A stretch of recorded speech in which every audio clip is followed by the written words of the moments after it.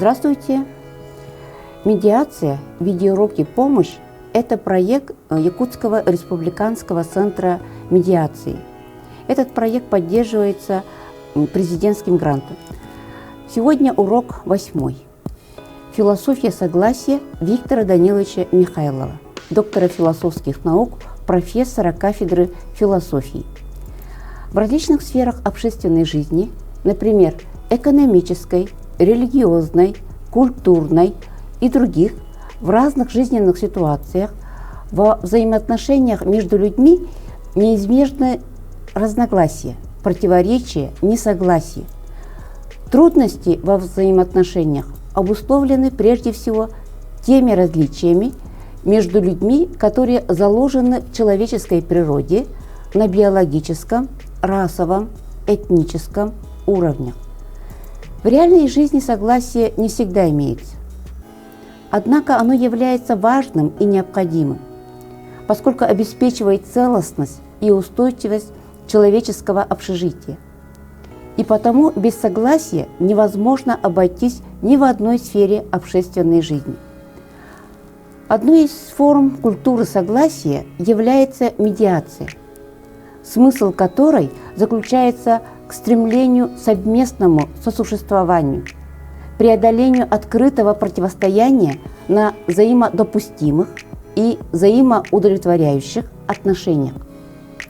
Ведь роль медиатора заключается в том, чтобы помочь сторонам лучше понять друг друга, достичь согласия.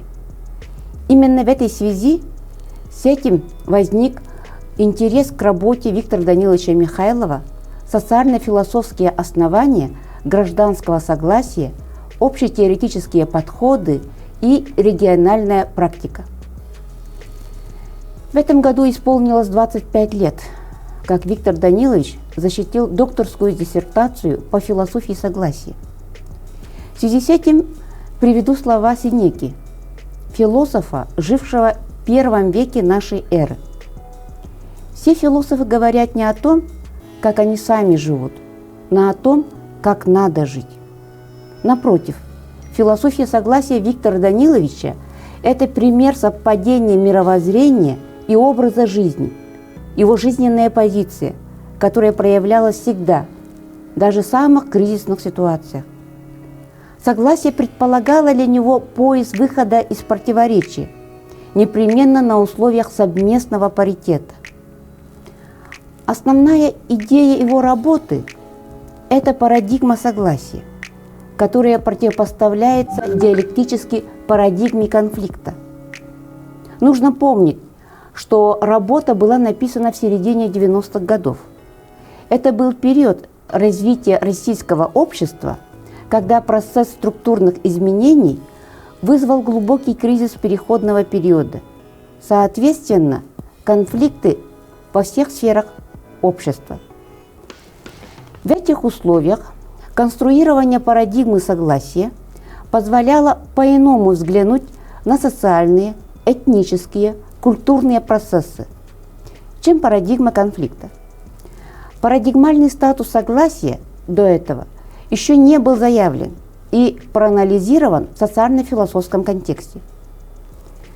При парадигме согласия усилия направлены на созидание, на сотрудничество, на толерантность.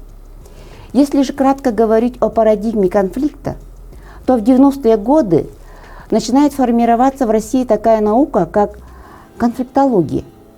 В Советском Союзе конфликтологии как научной дисциплины, так и медиации не было. Конфликтология начала формироваться в период постсоветских социальных трансформаций.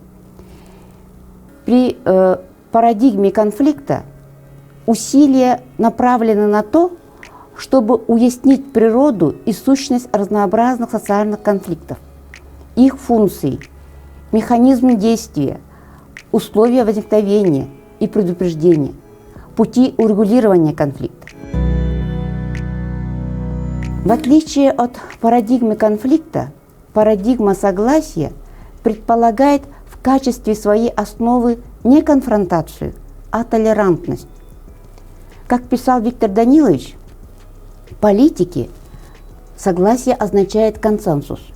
В экономике это оптимум Парето, в социальной сфере это партнерство, в духовной сфере это толерантность.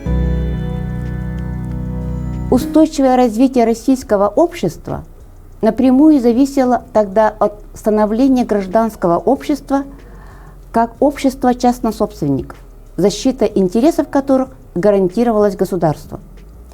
Неотъемлемым же атрибутом гражданского общества является гражданское согласие. Гражданское согласие направлено на постоянный поиск различных способов поддержания устойчивого развития. Как видите, на слайде представлены различные уровни согласия, которые были выделены Виктором Даниловичем. Это предсогласие, псевдосогласие, согласие и согласие-идеал. Предсогласие – это обнаружение объективных факторов к единению, общих точек соприкосновения, достижение предварительных условий согласия.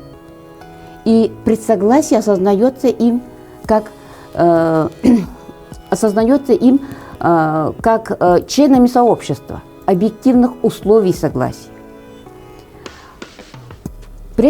Псевдосогласие понимается им как отсутствие объективных условий для согласия.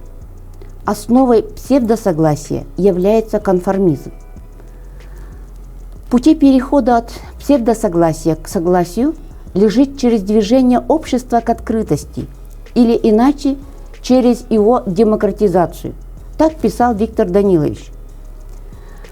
Согласие им представляется как явление, обусловленное общностью позиций по основным ценностным представлениям. Согласие увязывалось с приоритетом разумного начала, ибо в согласии нет стихийности, бессознательности. Как пишет Виктор Данилович, согласие предполагает исключительное напряжение рефлексии. Внутренний пафос работы высоконравственен. Согласие как идеал, который обладает абсолютной ценностью, это самоценностью жизни человека. Он глубоко верил, что согласие как идеал реально достижим. Это его философская вера. Работа, ставшая основной вехой жизни Виктора Даниловича, по сей день не потеряла свою актуальность. Напротив, сегодня возрос запрос на парадигму согласия, на осмысление согласия в практическом отношении, его конкретизации в различных сферах социальной жизни, а также в частных практиках, в том числе в медиации, как в процессе выстраивания либо восстановления социальной жизни, налаживания социальных контактов и управления социальными связями. Например, в поликультурной среде медиация – это процесс, главная цель которого заключается в укреплении позитивных отношений между людьми различных национальностей с разным опытом, с разными традициями и ценностями. Приглашаю к диалогу о природе согласия и для размышления вопрос, который исходит из самой сути согласия и продолжает парадигму согласия Виктора Даниловича Михайлова. Что является условием воспроизводства культуры согласия на уровне индивида, группы и человечества? Спасибо.